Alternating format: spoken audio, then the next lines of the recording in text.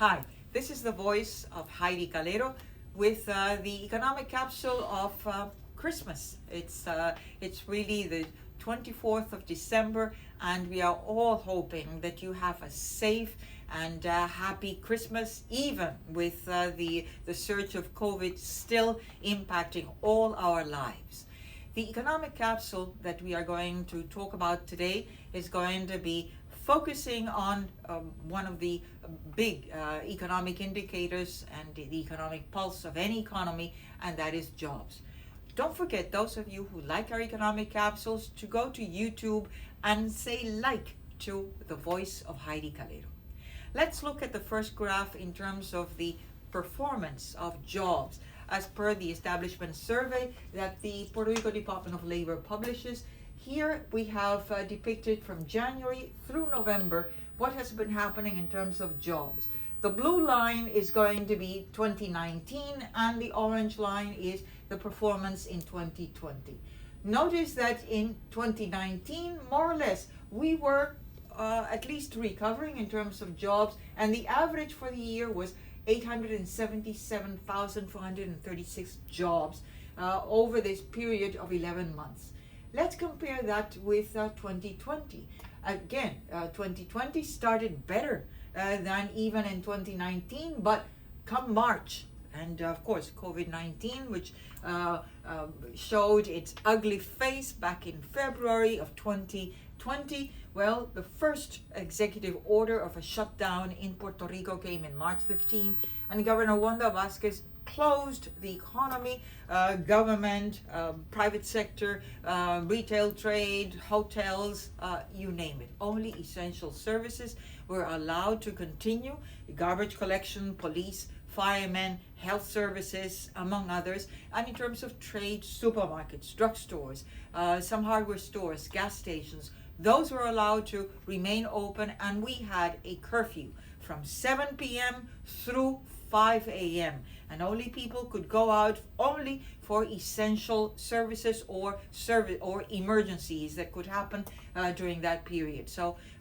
people were told, stay at home. We don't know how this COVID pandemic is going to impact all of Puerto Ricans, so stay safe until we know more about this virus. And sure enough, by the end of May, we started sort of flexibilizing some of these executive orders, and the economy started gradually to open. Some of the retail trade started coming back, the government started opening, so we see some of this recovery. And as you can see here, the worst month was April, with this big loss from March through April, but still throughout the year until November, we still were below the average for 2019. And as you can see here, over this period, 2020 compared to 2019, we lost almost 54,000 jobs, gone, destroyed.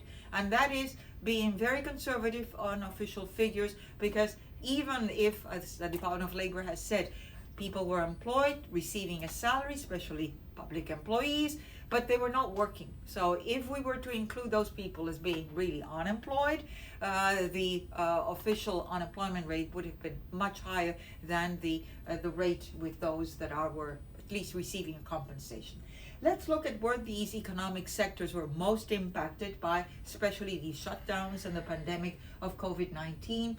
Well, 2019, again, all these sectors, services, the magenta line is construction, trade is the ruby red, the government is the light blue, manufacturing the mustard yellow, and then recreation and lodging, representing hotels mostly, and of course entertainment and the arts and concerts, all those were in the green line.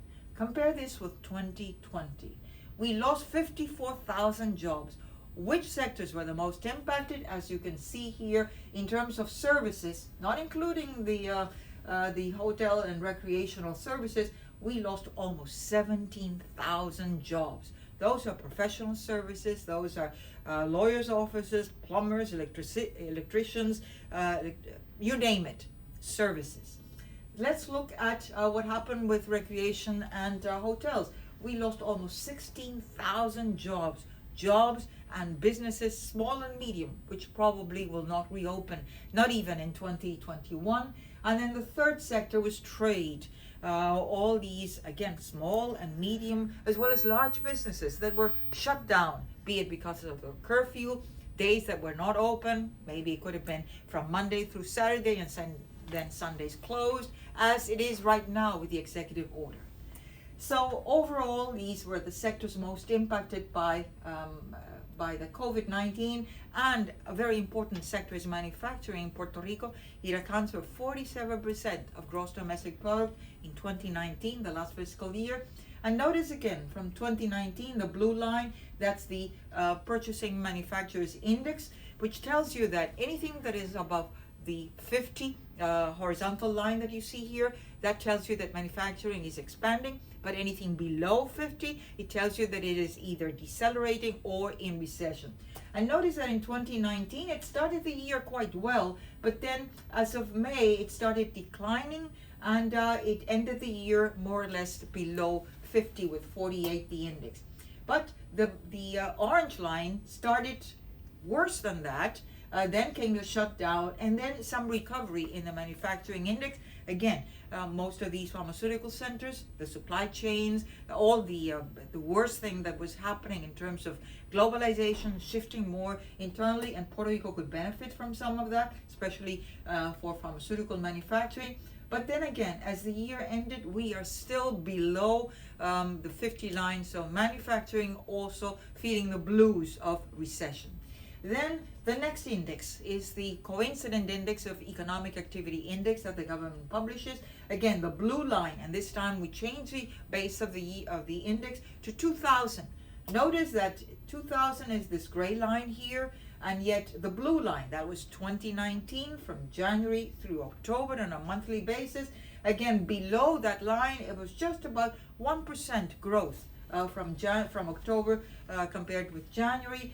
And the 2020 index, notice again, when the shutdown came back in May, in March, and then April, the worst months throughout May and June, and then some slight recovery, but still below the blue line, we ended up with negative 6% in this index. So overall, 2020, at least in terms of the pulse of the economy with this job indicator, tells you that we have lost 54,000 jobs, badly needed and hard to recover, especially unless we conquer this COVID-19. Hope that for 2021 the vaccine will help, but still it's going to be quite a few months before it kicks in with all this vaccination for the entire population, or at least a great deal of the population in the US, globally, and certainly in Puerto Rico.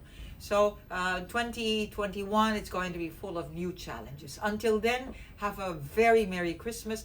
Please stay safe. Take all the safety precautions against COVID-19. Don't forget, vaccines will be here, but it's going to take a while still. Have a very Merry Christmas from Heidie Calero Consulting Group, the voice of Heidie Calero. Stay safe.